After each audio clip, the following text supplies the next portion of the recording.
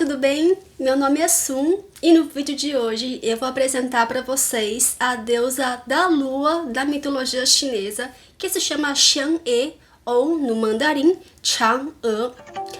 A Chang'e é uma deusa super famosa na China, então ela aparece muito, seja na cultura mais antiga, na cultura moderna, né? O seu nome é até o nome de uma missão espacial chinesa super recente em que mandaram uma sonda para a Lua para coletar rocha, coletar amostras de solo lunar. Então a Chang'e aparece muito na cultura chinesa, né? E qual que é a história dela? Bom, Chang'e é uma moça humana que teria vivido numa era mitológica. Quando eu falo uma era mitológica, eu faço referência, né, a uma época que nunca existiu, na verdade. Uma época que não tem registros nos livros de história e que seria uma época em que deuses, demônios, criaturas fantásticas e magias povoavam a Terra. Então, ok, Chang'e era uma moça jovem e bonita que vivia nessa época e era casada com o arqueiro divino Hou Yi. O que acontece é que nessa época havia 10 sóis no mundo e não um único sol. E esses 10 sóis havia uma regra de que um se revezasse em relação ao outro, né? Não podia aparecer os 10 de uma vez. Um aparecia num dia, o segundo aparecia no outro, terceiro no terceiro dia e assim sucessivamente. Então eles iam se revezando, tinha uma escala, né? Esses sóis, eles são os filhos do imperador celestial. O que acontece é que um dia esses sóis, eles resolveram se rebelar, virar rebelde, né? Os filhos crescem e ficam rebeldes, né? E aí esses sóis resolveram contrariar a ordem do imperador celestial de que só podia aparecer um por dia. Então resolveram aparecer os 10 de uma vez e ficaram assim por dias, 10 sóis no céu por dias. Isso destruiu plantações, causou, assim, surgiram desertos, destruíram mares, lagos, evaporou tudo, assim, uma desgraça que aconteceu, morreu muitas criaturas, né? Então o imperador celestial falou para eles, olha, vocês vão parar com isso? Vocês vão ser mais responsáveis? Ou eu vou ter que tomar medidas mais drásticas, né? E o pessoal, nem aí, né? Rebeldes. O imperador celestial então perdeu a paciência e mesmo sendo seus filhos, ele foi duro o bastante para chamar o arqueiro divino, Hou Yi, melhor arqueiro daquela época do mundo, e falou, olha, pode flechar, pode ser meu filho? É meu filho? É meu filho, mas eu não vou passar a mão na cabeça deles. Eles estão sendo totalmente irresponsáveis e eu não vou passar a mão na cabeça deles. Pode flechar. Aí o Hou Yi foi lá e flechou. Flechou 1, flechou 2, flechou 3, até que ele conseguiu derrubar 9 dos 10 sóis. E o último sol apenas foi poupado porque a mãe desses sóis, a esposa do imperador, ficou lá implorando, chorando, para que o imperador poupasse seu último filho, tá? Então aí o imperador, ok, poupou o último filho, né? Então desde então os 10 sóis viraram um único sol. E é assim até hoje. Aí o que acontece? Hou Yi conseguiu cumprir a sua missão maravilhosamente. Então o imperador celestial deu um elixir de presente para ele. Esse elixir era um elixir muito precioso porque ele dava o poder da imortalidade.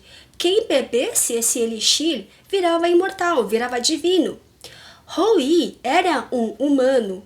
Às vezes dizem que ele era um semideus, né? Tem versões que falam que ele é um semideus, mas para todos os efeitos, ele vivia como um humano na Terra, junto com a sua esposa. Então, para ele, aquilo era uma oportunidade para ele ascender e virar definitivamente um ser divino, viver no céu.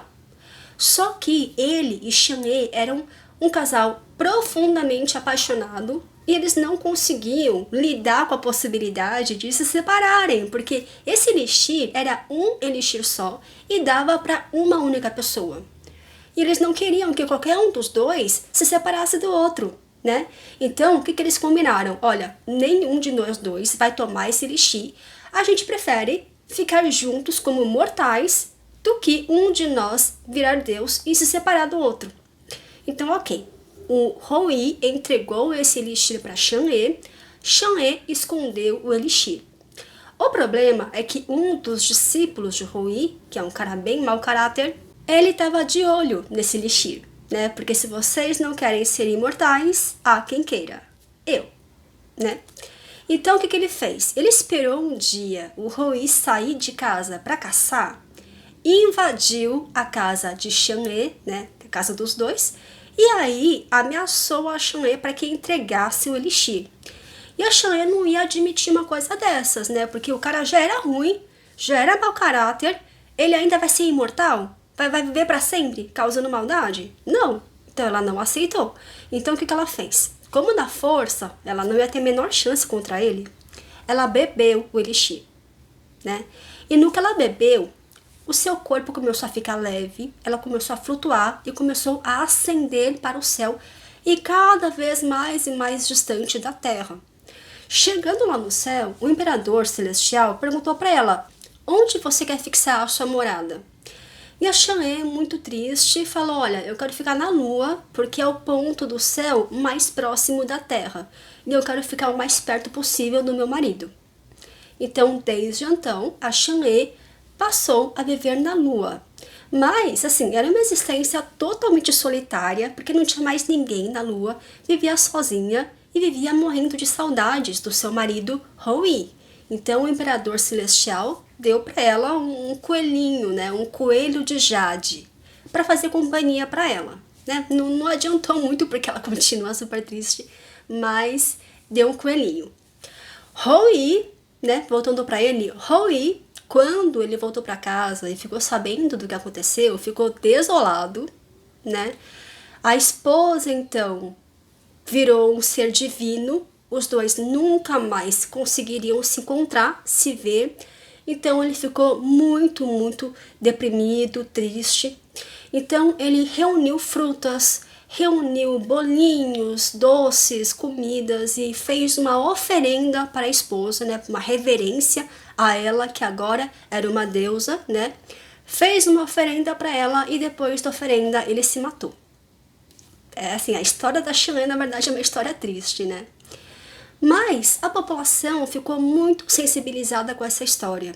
E desde então surgiu então uma tradição na China, um festival para homenagear essa história. É o Festival do Meio-Outono, que é um dos festivais mais famosos na China e conhecidos também fora da China.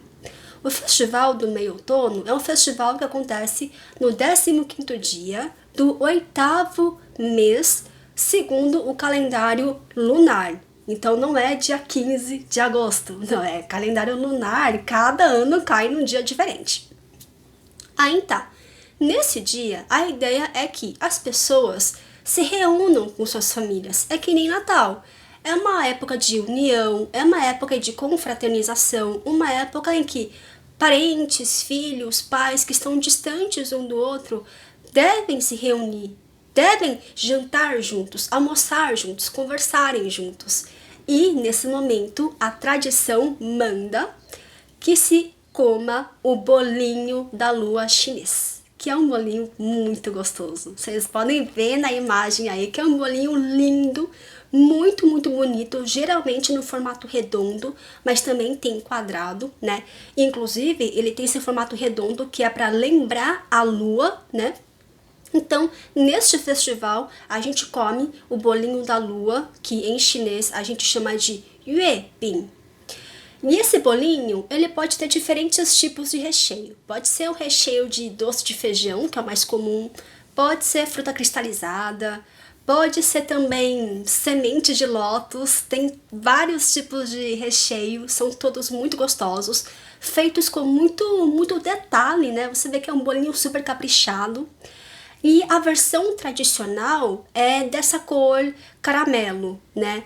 Mas hoje em dia, né, com uma confeitaria aí de primeira, o pessoal capricha, né? Então tem bolinhos de todos os tipos, todas as cores e todos os recheios para todos os bolsos. É uma coisa muito bonita de se ver e muito gostosa de se comer.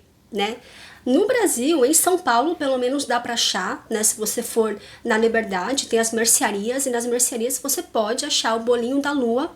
É bem gostoso para experimentar, então vale a pena, né, provar algum dia. E basicamente essa é a história da Chang'e e a tradição que está associada à lenda dessa deusa lunar. E na cultura popular hoje, a gente pode ver, por exemplo, na Netflix, né, que tem uma animação que se chama A Caminho da Lua. E essa animação é um filme que mostra bem a história de Chang'e, a sua paixão e saudade por Hou-yi e o coelhinho de Jade que está lá fazendo companhia para ela. Inclusive, um detalhe, uma curiosidade aqui. Esse coelhinho provavelmente surgiu na história porque os chineses, eles observavam a lua e, assim, a lua tem manchas, né? E por essas manchas, às vezes, o pessoal via o formato de a sombra de um coelho, né?